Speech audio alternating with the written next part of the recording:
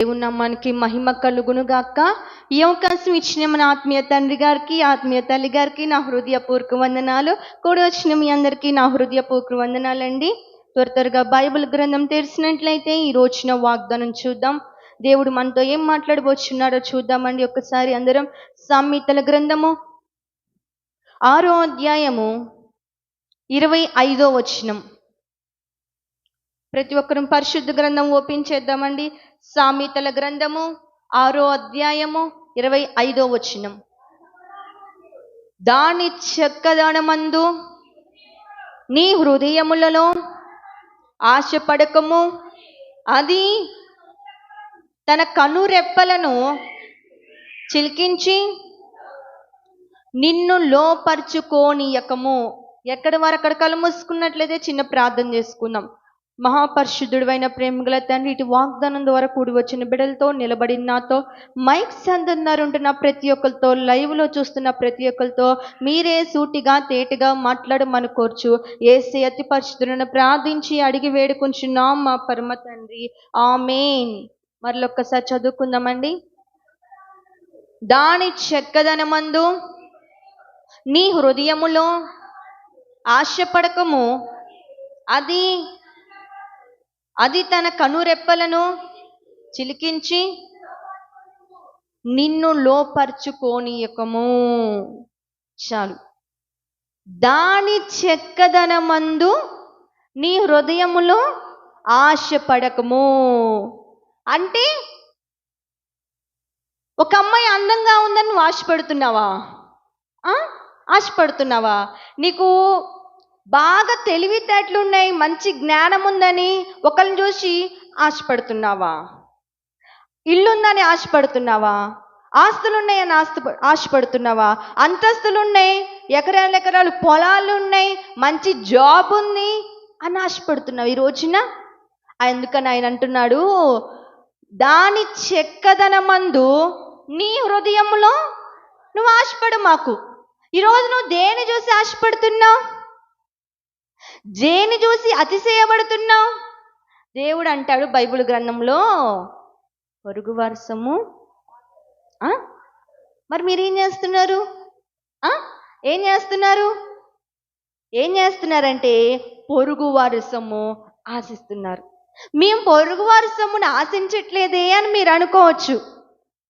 అందుకనే ఆయన అంటున్నాడు, పై రూపం చూడ ఆయన. అందుకని ఆయన అన్నాడు, మీ హృదయములు అంట, పైన అంటలేదు, పైన ఆశించట్లేదని, మీ హృదయములో మీరు ఆశపడుతున్నారు.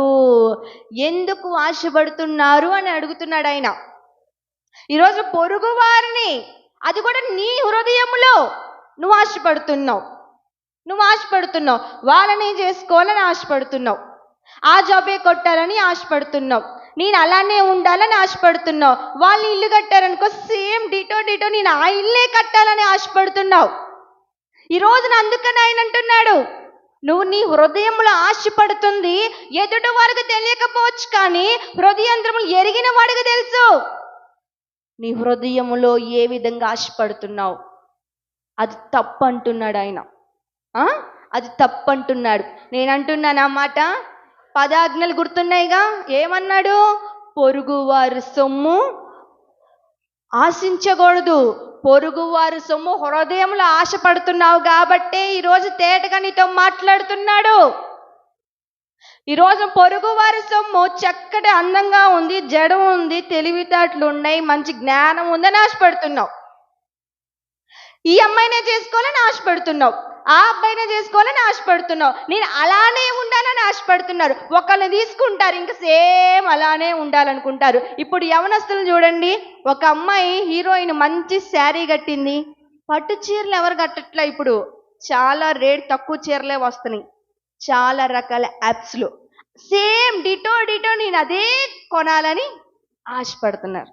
నేను ఏ బ్లౌజ్ అదే బ్లౌజ్ కట్టాలని ఆశపడుతున్నారు. నేను వాళ్ళు ఎలా ఉన్నారో నేను అలానే ఉండాలని ఆశపడుతున్నారు. వీళ్ళు ఎలా ఎదిగారో నేను అలానే ఎదగాలని ఆశపడుతున్నారు. నీవు ఈ రోజున ఏం ఆశపడుతున్నావు నీ హృదయములో? ఆయన అడుగుతున్నాడు. నీ హృదయంలో, నీ అంతరంలో నువ్వు ఏమి ఆశపడుతున్నావు? నీ ఆశ ఏ విధముగా ఉంది? దేవుని దృష్టికి అహిష్టముగా ఉందా, దేవుని దృష్టికి మంచిగా ఉందా, ఇష్టకరముగా ఉందా? ఆశపడచ్చు, తప్పు లేదు. ఆ ఆశ ఏ విధంగా ఉండాలి? దేవుని దృష్టికి ఇష్టకరముగా ఉండాలి, ఆయనకు ఉపయోగకరంగా ఉండాలి. అంతేగాని దేవుని దృష్టికి అయిష్టంగా ఉందనుకో, అందుకని ఆయన అంటున్నాడు, దాని చెక్కదనము చూసి నీ హృదయంలో నీవు ఆశపడకుము. ఆశపడాలని ఉందా? చదవండి ఒక్కసారి.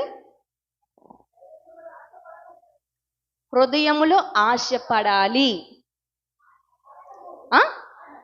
ఆశపడకము.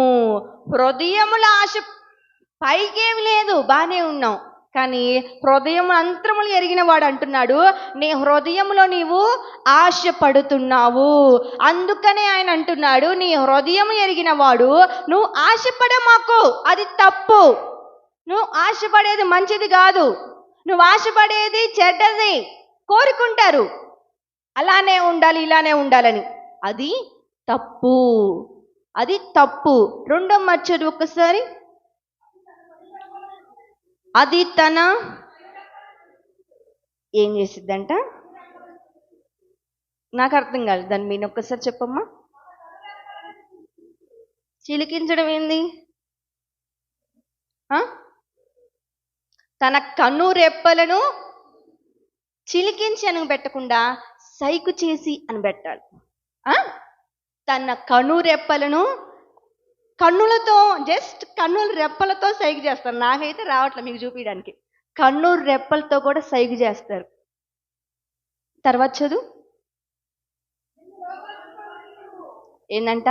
కన్ను రెప్పలతో సైకు చేసి నేను లోపరుచుకుంటారంట. అందుకని ఆయన అంటున్నాడు, కన్ను రెక్కలతో సైగ చేస్తారు, అయినా నువ్వు లోపరుచుకొనియకము. హృదయములో ఆలోచిస్తారు, హృదయం అంతా ఆశపడతారు, అలా ఉండాలి, ఇలానే చేయాలి, వాళ్ళు కోరుకోవాలని. కనురెక్కలతో సైగ చేస్తారు, కానీ నీవు ఏం చేయకూడదు? లోపరుచుకోనియకూడదు. మరి నువ్వు ఎలా ఉండాలి? కన్ను రెక్కలతో సైగ చేసిందంట, కాదు కుదరదని మాటలతో బలవంతం చేసిందంట. అంతకి కూడా వినట్లేదని చెప్పేసి ఎవ్వరు లేని టైంలో, తన భర్త కూడా లేని టైంలో చూసి చూసి చూసి పిలిచిందంట. పిలిచిన తర్వాత ఏం చేసింది? మీకు ఇంకా ఎలగట్లా. ఆదికాండం తెరవండి ఒకసారి, 39వ అధ్యాయం 7వ వచనం. పిలిచింది, ఏం చేసింది? ముందుగా ఏం చేసింది? కన్ను రెప్పలతో సైగ చేసింది. అటు తర్వాత తన యజమానుని భార్య యోసేపు మీద, చాలా ఒక్క నిమిషం, ఏం చేసిందంట?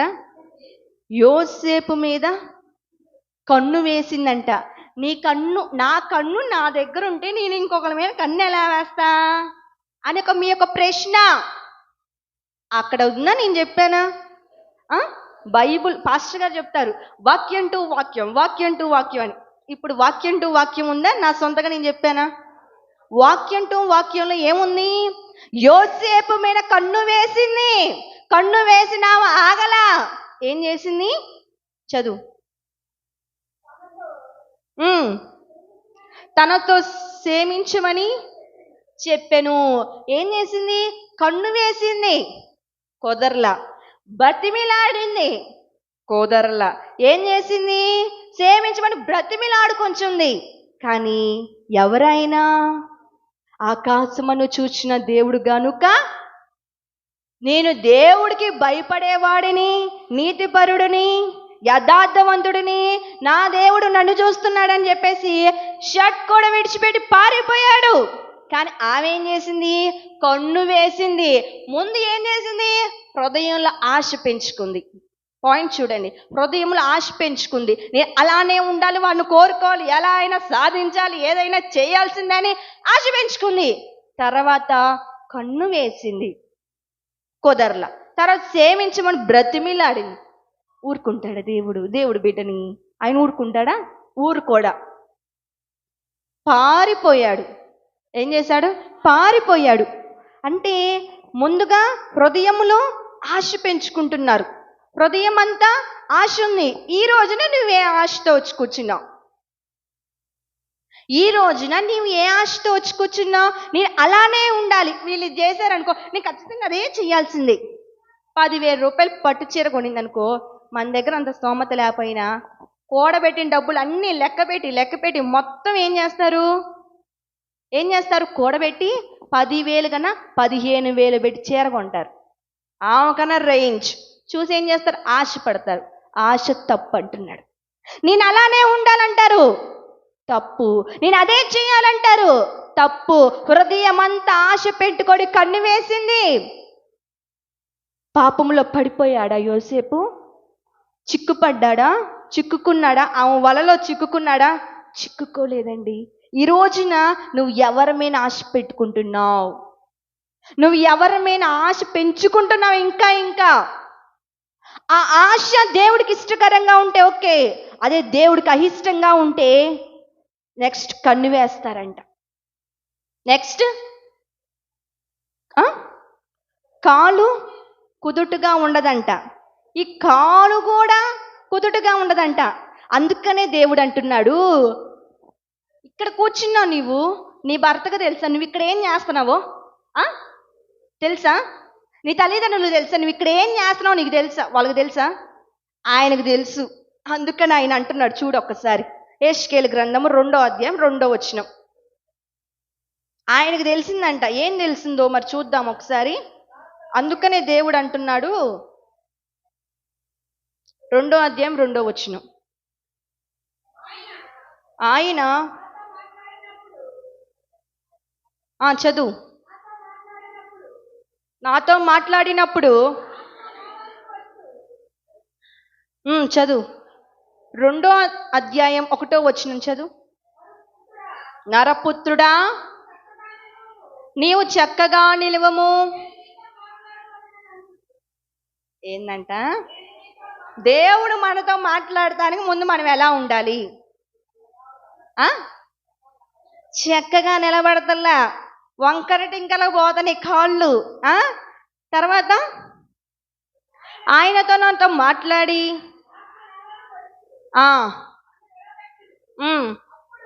అప్పుడు చాలు. ఆయన మనతో మాట్లాడాలంటే మన కాళ్ళు కుదుటుగా ఉండాలి, మన కళ్ళు కుదుటుగా ఉండాలి, మన స్వరము కుదుటుగా ఉండాలి. అంతేకాకుండా ఆశలు పెంచుకొని అలా చెయ్యాలి ఇలా చెయ్యాలి అంతే వాళ్ళ మీద కన్నేసి నేను కోరిని తెచ్చుకోవాల్సిందే, 600 అది నాకు కావాల్సిందే. ఆయన అందుకని అంటున్నాడు, నీ కాళ్ళు చక్కగా నిలవబడినప్పుడే నీతో మాట్లాడతా.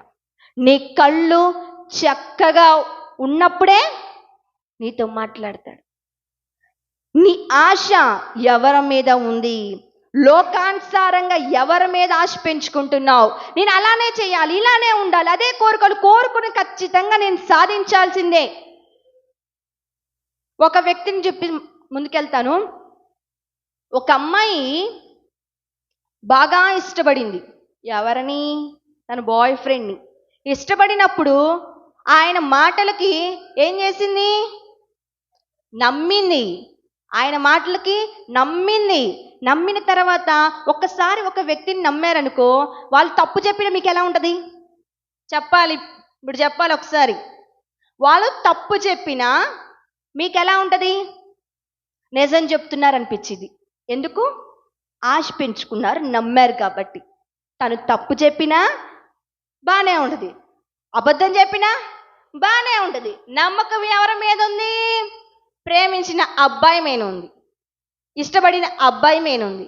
ఆ నమ్మకం కాస్త పిచ్చి పీక్స్కి వెళ్ళిపోయేలాగుంది. ఆ నమ్మకం తల్లిదండ్రుల మీదకు ఉన్నంత నమ్మకంగానే ఎక్కువగానే ఉంది అబ్బాయి మీద. ఏం చెప్తే అది చేస్తుంది, పిచ్చి పీక్స్కి వెళ్ళిపోయేలాగా. లాస్ట్కి ఏం చేసిందో తెలుసా?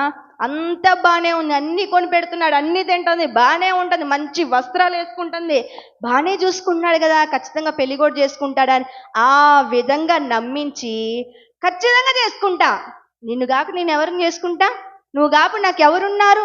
పిచ్చి పీక్స్కెళ్ళాక అమ్మాయిని నమ్మించాడు. ఏమేం చేస్తుంది నమ్ముతుంటే? ఆశలు ఇంకా ఇంకా ఇంకా ఇంకా ఎక్కువ పెంచుకుంటుంది.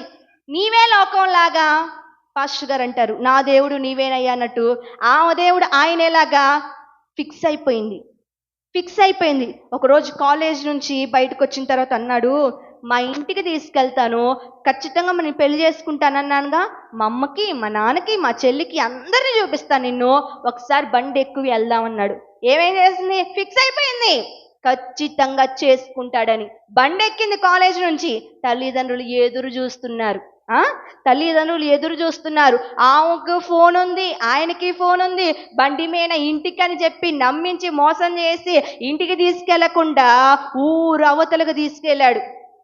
ఒక్కడే ఉన్నాడా? కాదండి, తన ఫ్రెండ్స్ 6 ఉన్నారు, మొత్తం 7 రేప్ చేసి పాడు చేశారు. ఫోన్ మోగుతుంది, నా బిడ్డ ఇంకా ఇంటికి రావట్లే. తల్లిదండ్రులు ఫోన్ల మీద ఫోన్లు చేస్తున్నారు. ఆ ఫోన్ గోడకేసి కొట్టారు, ఫోన్ కూడా అయిపోయింది. అక్కడి నుంచి వెళ్ళిపోయారు. ఇది నిజమైంది, మీరు చూసే ఉంటారు. ఏమైంది? ఆశ పెంచుకుంది, కన్నేసింది. కాలు కుదుటుగా ఉందా? లేదు. తర్వాత తన ప్రాణాల్ని కోల్పోయింది. ఈ రోజున నువ్వు ఎవరి మీద ఆశ పెంచుకుంటున్నావు?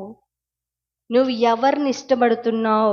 నువ్వు ఎవరిని ఇంకా ఇంకా ఇంకా ఇంకా వాళ్ళనే అని ఫిక్స్ అయిపోతున్నావు. ఫిక్స్కెళ్ళేలాగా ఫిక్స్ అయిపోయింది. తన ప్రాణాలనే కోల్పోయింది సహోదరి. ఏం చెప్పినా నమ్మింది.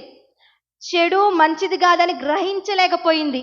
ఆ ఫిక్స్కి, ఆ నమ్మకానికి, ఆశకి ఎంత తప్పు చెప్పినా ఒప్పులాగే ఉంది, మంచిగానే ఉంది ఆమెకి. ఏం చేసిందో తెలీదు, తన ప్రాణాలు కోల్పోయింది. తల్లిదండ్రులు ఏమైపోతారు? ఆ క్షణాలు తల్లిదండ్రులు గుర్తు రావాలా లేదా? గుర్తు రాలా. ఏమైపోయింది? ఈ రోజున తన ఆశ కాస్త నిరాశలాగా మిలిగింది. ఎవరికి? తల్లిదండ్రులకి. కష్టపడి చదివించారు. మరి నీ ఆశ ఎలా ఉంది ఈ రోజున? నీ హృదయంలో ఎవరి మీద ఆశ పెంచుకుంటున్నావు? అది చక్కడదని నీ హృదయంలో నీవు ఆశపడుతున్నావు. అది కూడా నీ కన్నుతో సైగ చేసి దానిని లోపరుచుకోనియకము అంటున్నాడు. నీ కాళ్ళు కుదుటుగా లేదు, నీ చేతులు కుదుటుగా లేదు, ఇది కుదుటుగా లేదు, అందుకని ఆయన అంటున్నాడు నీతో మాట్లాడనని. ఈరోజు నువ్వు చక్కగా నిలబడు, నేను దర్శిస్తా. ఈరోజు నువ్వు చక్కగా నిలబడు, నీతో మాట్లాడతా. ఈరోజు చక్కగా ఆలోచించు, నీ కార్యం చేస్తా. ఈ రోజున చక్కగా ఆలోచనలు రావట్లా, కుదుటుగా నిలబడలేకపోతున్నావు, కుదుటుగా ఒకరిని చూడలేకపోతున్నావు, కుదుటుగా ఏమి ఆలోచించలేకపోతున్నావు. ఇప్పుడుకైనా దానిని విడిచిపెట్టు. అదే ఒక మాట అంటాను, నిజముగా నువ్వు ఆశ పెంచుకుంటే అది దేవుడికి ఇష్టమైతే ఖచ్చితంగా జరిగింది. నీ హృదయములో ఆశ అది దేవుడికి అహిష్టంగా ఉంది కాబట్టి ఆయన అంటున్నాడు, లోపరుచుకోనియకము, అది జరగదు, అది నిలవదు. నీ కళ్ళు కదుటుగా ఉన్నాయా? నోరు కుదుటుగా ఉందా? క్షమించమని బ్రతిమిలాడింది యోసేపుని. దేవుడు బిడ్డ కాబట్టి పారిపోయాడు. ఆయన నిన్ను దర్శించాలంటే, ఆయన నిన్ను ఆశీర్వదించాలంటే, నీ కార్యము జరగాలంటే, నీతో మాట్లాడాలంటే, నిన్ను ఆశీర్వదించాలంటే ఆయన అంటున్నాడు, నువ్వు చక్కగా నిలబడు. నేను బాగానే నుంచున్నాను కదా, మీరు అనొచ్చు మనకు బాగానే కనపడుతున్నావు, ఆయనకు నువ్వు చక్కగా నిలబడతలేదంట, వంకర టింకరలుగా నిలబడుతున్నావంట. కరెక్ట్గా నిన్నే చూస్తున్నా యేసయ్య. ఒక చూపు ఇట్లా ఉంటుంది, ఒక చూపు ఇటు వెళ్ళిపోయింది. అది ఆయన అంటున్నాడు, కన్ను రెప్పలతోనే సైగ చేస్తున్నారంట. కాళ్ళు కూడా ఒక్కటి కాలుతో సైగ చేస్తారు తెలుసా? కాళ్ళతో సైగ చేస్తారు, చేతులతో సైగలు చేస్తారు. అందుకని ఆయన అంటున్నాడు ఈ రోజున, ప్రియ యవనస్తుడా, నా దేవుడు నీతోనే మాట్లాడుతున్నాడు. ఈరోజు నీ హృదయం ఏముంది? నేను అలానే చేయాలి, వాళ్ళనే చేసుకోవాలి, వాళ్ళనే ఇష్టపడ్డావు, అది దేవుడికి ఇష్టంగా ఉందా? దేవుడికి అయిష్టంగా ఉందా? కళ్ళతో, నా కళ్ళతో చూడంటారు చాలామంది. నీ కళ్ళతో చూసిన అదే కనపడిద్ది. మరి ఈ రోజున నువ్వు ఏం పెంచుకుంటున్నావు? నువ్వు ఎలా ఉంటున్నావు? ఆయన నీతో మాట్లాడాలంటే, ఆయన నిన్ను దర్శించాలంటే, ఆయన నిన్ను ఆశీర్వదించాలంటే చక్కగా నిలబడాలి. ఎక్కడ? దేవుడి సన్నిధిలో. ఎందుకు నిలబడాలంటే, నన్ను చూచువాడా, నిత్యం కాచువాడా, పరిశోధించి తెలుసుకున్నావు, చుట్టూ నన్ను ఆవరించావు, కూర్చుండుట నేను లేచియుండుట, పండుకుండుట బాగుగా ఎరిగి ఉన్నావు రాజా. ఎలా చూస్తున్నాడంట? బాగుగా నిన్నే చూస్తున్నాడంట. మరి నిన్ను చూసేటప్పుడు స్ట్రైట్గా నుంచుంటారా దేవుడి సన్నిధిలో? దేవుడి సన్నిధి అనగా పరిశుద్ధమైన గృహము. పరిశుద్ధుడి దగ్గరకు మనం ఎలా రావాలి? పరిశుద్ధంగా రావాలి. పరిశుద్ధుడితో సహవాసం చేసేటప్పుడు ఎలా ఉండాలి? పరిశుద్ధంగా సహవాసం చేయాలి. సన్నిధిలోనే పరిశుద్ధం. దేవుడి సన్నిధి విడిచిపెట్టిన తర్వాత ఆ పరిశుద్ధం ఏమైంది?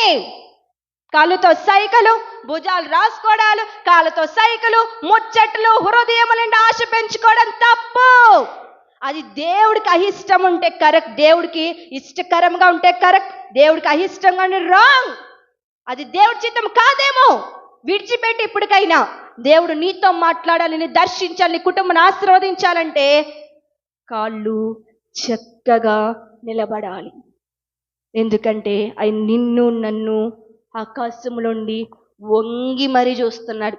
కాపీ కొట్టే వాళ్ళు బాగా తెలిసిద్ది అనమాట. టీచర్ వస్తున్నారా, సైలెంట్ స్లిప్ దాచిపెడతారు. అలా ఉంది ఈరోజు.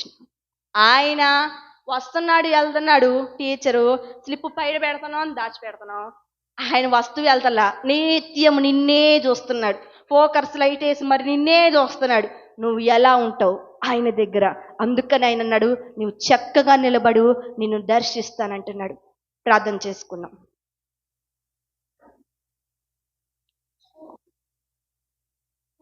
ప్రతి ఒక్కరూ మోకరించినట్లయితే ప్రార్థన చేసుకుందాం. పెడుతున్నావా? ఆశ పడమాకు. ఇంకా ఆశ పెంచుకుంటున్నావా?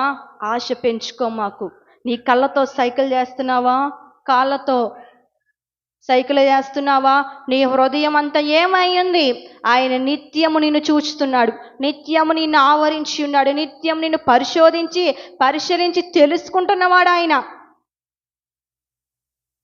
దేవుడు నిన్ను దర్శించాలంటే, దేవుడు నీతో మాట్లాడాలంటే, దేవుని కార్యం చేయాలంటే, నువ్వు నీ ప్రార్థనకి జవాబు రావాలంటే నువ్వు ఆయన సన్నిధిలో చక్కగా నిలబడాలి. వంకర టింకరగా నిలబడుతున్నావు, అందుకని నీ కార్యం జరగట్లా. అయా నన్ను క్షమించి దేవా, నేను నీ సన్నిధిలో చక్కగా నిలబడి నీ సన్నిధిలో ఎదుగుతానయ్యా. ప్రార్థన చేద్దాం.